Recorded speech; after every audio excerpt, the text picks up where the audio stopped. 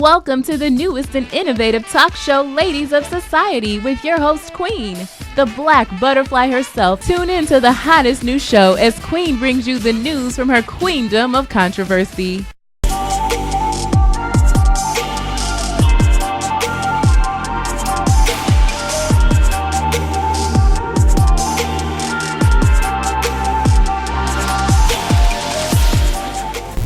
Welcome to Ladies of Society. I'm your host, Queen, and I am so glad once again you have chosen to spend your evening right here this Thursday at 7 p.m. with me, the talk show for women and the men who love us. Of course, we're so adorable. They can't help it. And I am excited about this segment because this is our first Queen's Roundtable discussion. And I have been wanting to do an episode like this when I first knew that I was going into TV talk show. We have some heavy hitters with us today. We have India Monet, and she is the owner of Mobile Meals by Monet here in Columbus, Ohio. So definitely check her out. And we have Christine Caruso from New York. She is the owner of Once Upon a Time Bakes and Cakes. Of course, your girl, Queen. And I am the executive producer of Ladies of Society. And this is a talk show not just for myself, but for all of us. So we want your feedback, definitely reviews, what kind of content you would like to see, because we want to incorporate your opinions and what you want to see as well, because this is a talk show for all of us. So on tonight, we have some pretty serious topics. And I know that, we do a lot of inspirational things, and I'm so excited always to bring you that content.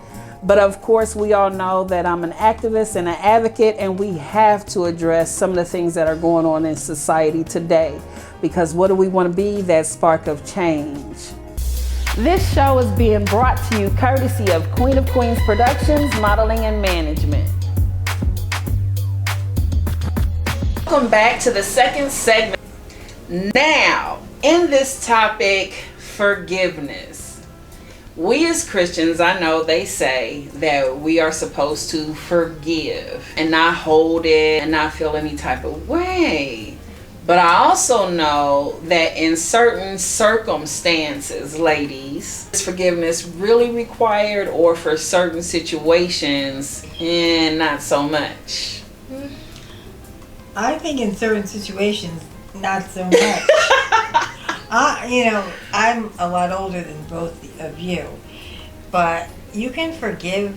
Here's what I think. If they do something with your child, or something that's heinous or something, no, you don't forgive. I don't forgive for that. I don't forget. I don't forgive. But someone did mention something about a month ago, and I thought this was kind of prolific. They said in the Bible it says you have to love everyone, but it doesn't say you have to like everyone. But I think where you are in your life has a lot to do with how much you forgive a person. Because at one point in my marriage, I was angry, and I had a lot of hard feelings and things, and money and all this stuff, and I'm raising this little girl on my own, and there was no help. And the things that he did was awful. And then I got to a point where I was like, well, I'm with someone new, I'm in love with that person. You know what? I wish them well. Like, it had kind of enveloped me to the point where I was like, no, I don't like him. I don't like what he did. I don't like who he is. But, okay, I forgive him. Because I didn't want to have that bitterness around my heart. Was your forgiving aligned with your healing? Yeah, exactly. I think that's a great thing then in that case. Yeah. But I don't know. I feel like for me personally, when I was younger, like, I was so forgiving. I would forgive you and go right on about my business. I was more, forgiving then. But now, as I've gotten a lot older, aka seasoned, I just feel like that in certain situations, it has been a lot harder for me to forgive as I've gotten older, certain things. And I just find that it's okay for me to disagree with how you treated me or how you talked to me or whatever the case may be. But forgiveness, I don't know, it's taken me a little bit longer in certain situations, and I found that as I got older, it's kind of, in certain situations, it's been kind of hard, because when people do you wrong that you've done nothing to, or that you've helped, or that you've loved with everything in you, it hurts. And especially when you put a lot of time into it, it's kind of hard to say, okay, I can just forgive you. There are and people move that on. I would never forgive. There that have done things to me that I will never forgive them for. But I've moved on. Yeah, but is that truly forgiving? There's a difference. So There's for a me, difference. Exactly. I don't want it to turn into resentment. And I have a 20-year age difference with my siblings. And so being a child and dealing with teenagers, there were things they said and did that it took me a long time to forgive and to get over. And so that wear and tear on me. I was the one uncomfortable at events because there was a difference between intent and impact. So it wasn't their intention to hurt my feelings. They had no idea they had hurt me. Sure. And I'm bitter and I have this distance. And so for me, even when it comes to relationships or things like that, healing. Once I was healed, I was able to forgive because, and then also the dwelling on things, victimizing myself. Once you let someone know how they treated you, they know what they were doing. Yeah. You know, and so if they cared about your smart. feelings up front, then they wouldn't have to go back and consider them later. Sure. Why do I need to call you and say, hey, this behavior hurts my feelings? Or what you because did you should hurt know. me or affected me when you knew ahead of time. So Do you think my sometimes tolerance. people know that? Or? Yeah. And if I label you as a pushover or how you reacted, so let's say someone is always hanging up on you. They don't say goodbye. They don't give you a prize. And you don't really pay it any mind. Yeah. So now I start treating you that way because I've already seen what you're willing to accept. Right. And so if you later bring it up, true. then it can be used against you. Yeah. Well, you let everyone treat you that way. Why can't I treat you that way? Right. It's kind of what the consensus becomes. And so I think that you can totally forgive someone and move on. I have forgiven people. That means I'm not allowing that to keep going on in my head. Okay, but then with that being said, though, in the forgiveness processing time, some people, they are willing to forgive, but it may take them a whole lot longer. Right. And some people may decide, okay, I don't want this to linger, kind of like your perspective, and say, okay, I'm just willing to go ahead and forgive you and move on past it. But in that, sometimes I've realized, and I've spoken to people who also have realized that later something has transpired that triggered that memory, and they realize they're not over it. That's happened. Smart. They're not over it. Okay, so because when someone shows you who they are, you need to believe them. Yeah. If Bob is a liar, then Bob is a liar. I may have forgiven the fact that he lied to me. I forgive you, but now I see you for who you are. Yeah. And for me, I act accordingly. Right. So once we've had an interaction, treat people the way they and I have coworkers or associates or family members that have done things, and then I have to decide, okay, now I can treat them accordingly. I respect you. Whatever happened between us, sometimes it's not really your feelings are hurt. Sometimes you just felt disrespected. Right. You know, so you need to understand it's the a difference. Lot about respect. Yeah, and then what's our resolution? We don't have to. Sometimes, like I was dealing with a person, I do catering. They're not paying me on time. We know each other. Yeah. Well, can I pay you next week because and you have this business relationship and this personal relationship, and it's like, I can't forgive you for playing She and with I have had this conversation many times me. about weeds. There are weeds in your life. Pluck them out. Yes. And I'm a firm believer of people talk about keeping your grass, keeping the snakes out of the grass. I pulled up all the grass. Yeah. I planted mulch. Yeah. And I control what grows in my garden. That's kind of the perspective you have to have, because at the end of the day, it's exactly what it is. People will do what you allow them to what's that do. saying? They say first time shame on you, second time shame on me. Yes. And it's true. Yeah. It's true. Yeah. And I know that, in forgiveness, I know it definitely is power in forgiveness because I have witnessed that. Right. I thought that something that was really devastating really, really hurt me. And at the end of the day, I was like, I'm not going to dwell on this. Right. I'm going to let it go. And it began to feel it began to feel empowering to me. Yeah. So I get that concept. Yeah. But there has also been things that has happened to me that I'm just not there yet, Yeah, and I say to sure. myself, I know people are like, oh, that's Christian, to forgive, but I'm not there yet, and I'm never, I've never. People should get let off the hook that easy. Well, I see, and I have been on both sides of it, and I dealt with someone in a relationship situation where they didn't like something I did. 2 years later, they still bring it up. Oh. 2 years went by, and so my thing is, if you're going to forgive someone, you have to forgive that person and you have to let it go. Yeah, at some I don't point, like it's the just gonna idea fester. of using that against someone continuously. Right. Or Yeah. saying, you Right. did this, and you're holding on to that. Yeah. And so That's not shaming someone that someone, really- and you want someone to, if you do forgive someone, please forgive that person and not use that to, Right. now if your husband brings home a baby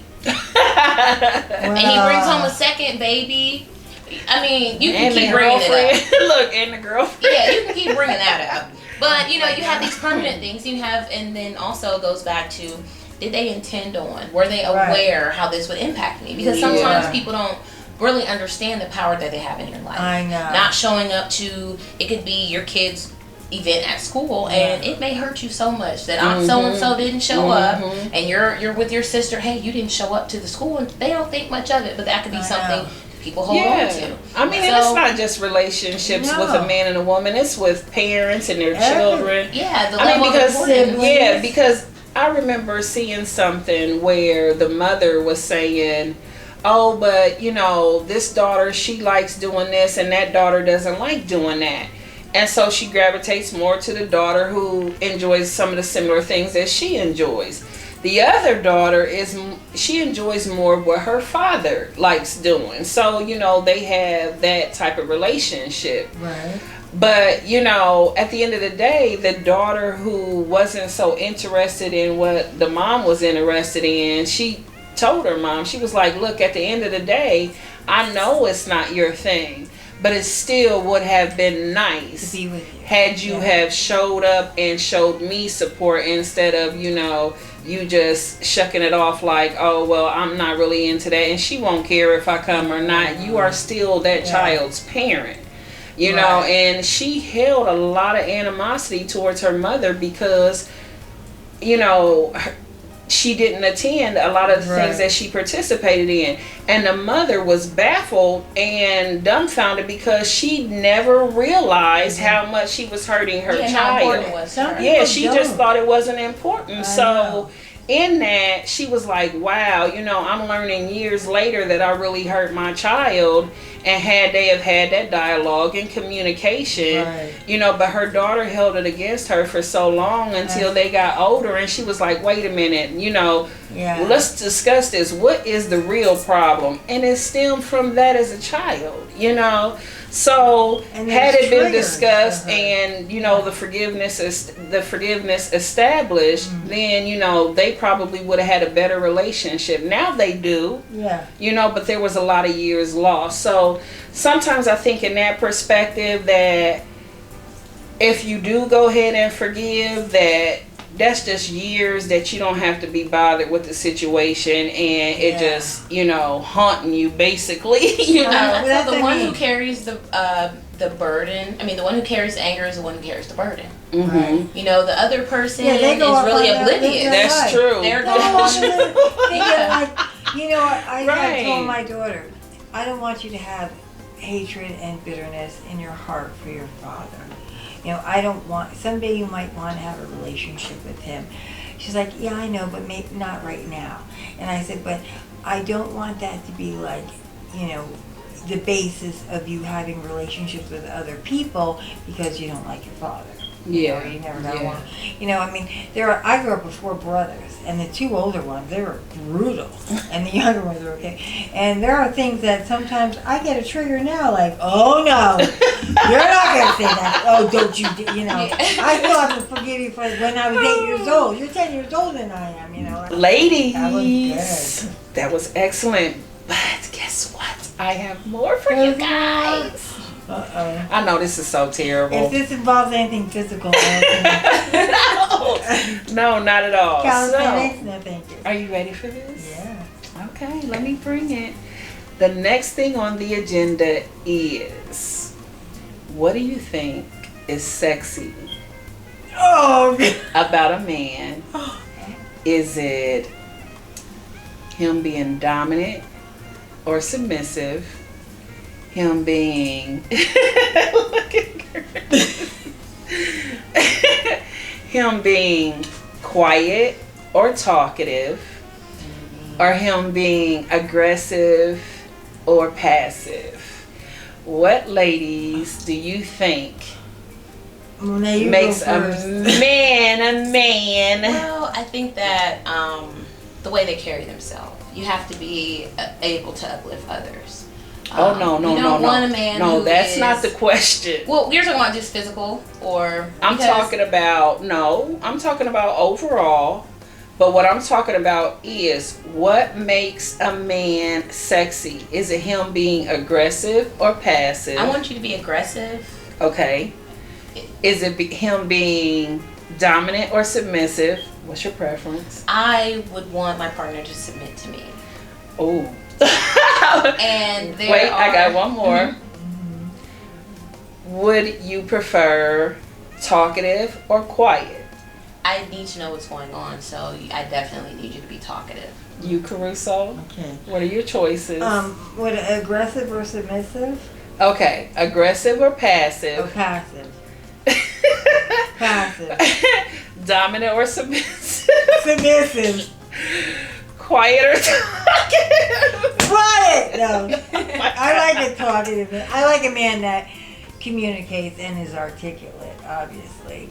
I have a lot to say, so, I'm a New Yorker, you gotta kind of cut me off and say, so that's okay. I like a man that's maybe not aggressive, a little more assertive would be good. So go ahead, what was the last one? Oh my gosh, you already picked talkative or quiet. And you said a little bit, talkative. You sure? All depends on what they got to say. So listen, it's so funny because when I decided to bring this up, I was like, okay, now, women like aggressive men. Of course we do, because we want them to address us when we look nice, when we look pretty, or whatever the case may be, or simply just want to talk to us if we think that they're cute, okay? Mm-hmm. So we want them to be aggressive in that aspect. But once they're with us, we want them to be passive. Yeah. Okay, so then we're like, oh my goodness, I want a dominant man, to, kind of approach me, when he's feeling me. But then all in the same breath, we want that submissive male who will submit to whatever it is that our needs, our desires, our cravings, whatever.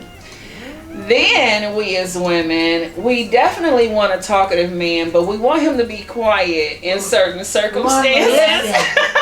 I want that balance. We want that balance. I think that's so true. Sometimes, I play this little game, and it's a good game, but you tell the person what you think, and then they repeat back to you what they think you said, and you're like, what are you even listening? Like, how did that even? No. Lost in translation. Yeah, really. So it's like, no, that's not what I said. So do we as women really know what we want from partners? Well, we do. It's a give and I think we may be a little flexible, but there are certain things like I want you to be talkative, so I can know what you're feeling and what's going on. Sure. But then there are times where I just want you to be quiet because I want to vent and I don't want advice. or an opinion. Oh, wow. Yeah, so I'm coming home, lot of- I'm debriefing from work. Oh, wow. Let me complain about my coworkers and just give me a hug. Yeah. Mm-hmm. You know, Well, they so go- I want that silence Yeah, you don't at have times. to- well, if but I you want you to feel weren't so comfortable that- too. Yeah, I don't want your opinion. I'm telling you what happened And today. you're on my side. Yeah, you got my back, right? You don't say, well, you know what, maybe you should go. No. Uh-uh. No, Have I'm my right, and I'm the best one at this company, etc. And so you want that, yeah. They gotta be Right. your cheerleader, you know. Well, I'm going to give you ladies my choices that I geez. picked. And I'm going to tell you why I picked my choices. Now, I would prefer an aggressive man. Okay. It just depends on when. Well, that's what I'm gonna say. Yeah, in what circumstances?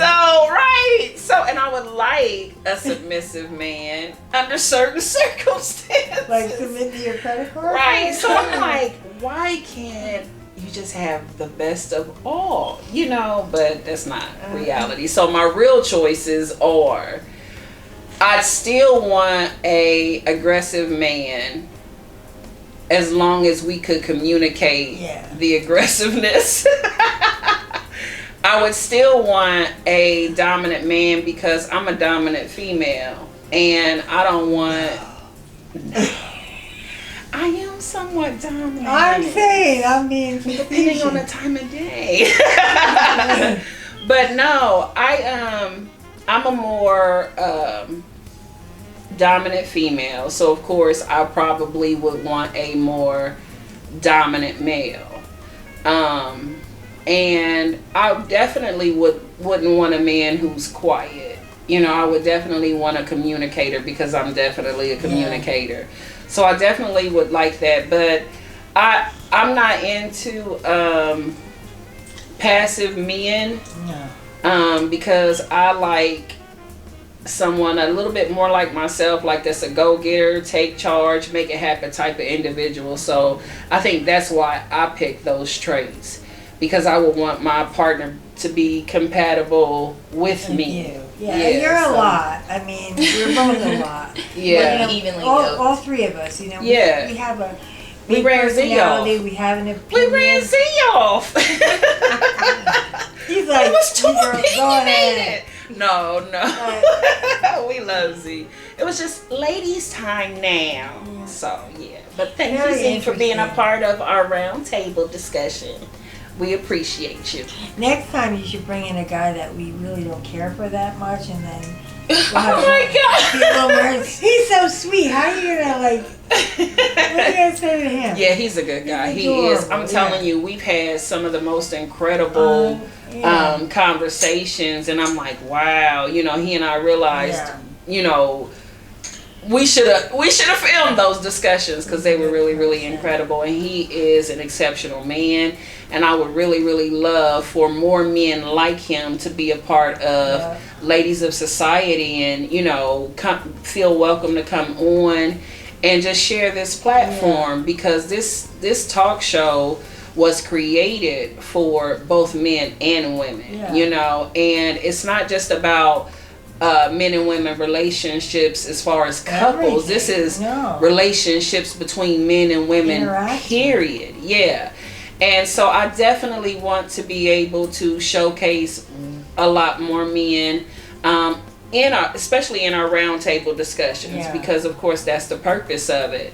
And I know there were some people who said, Queen, why are you trying to incorporate men into a talk show and this, that, and the other? And I'm like, that's important. To me, it is very, very it's part important. Of your life, you know. Yeah, it's part of what I do anyway. Yeah, exactly. Yeah, I mean, but you're very inclusive. Yeah, definitely. And I mean, I've been that way my whole life, but I wanted to make sure that I make a conscious effort in making this about both men and women, you know, and I want to do a lot more of that. It's just that the guys have been kind of apprehensive with it being Ladies of Society and Queen of Queens and where's the kings at? You know, but as I said before, this is a talk show for women and the men who love us, and we don't want to leave you guys out, and it's all about unity and the men that we love. Yeah, definitely. Unfortunately, the time has run out, but be sure to tune in next week for the second half of this show with Queen and the Ladies of Society. Keep watching.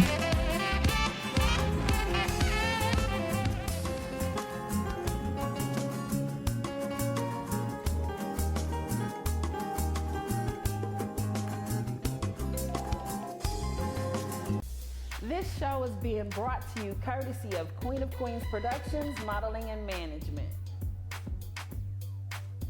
Hi, I'm Queen, the host of the hottest new talk show, Ladies of Society, the talk show for women and the men who love us.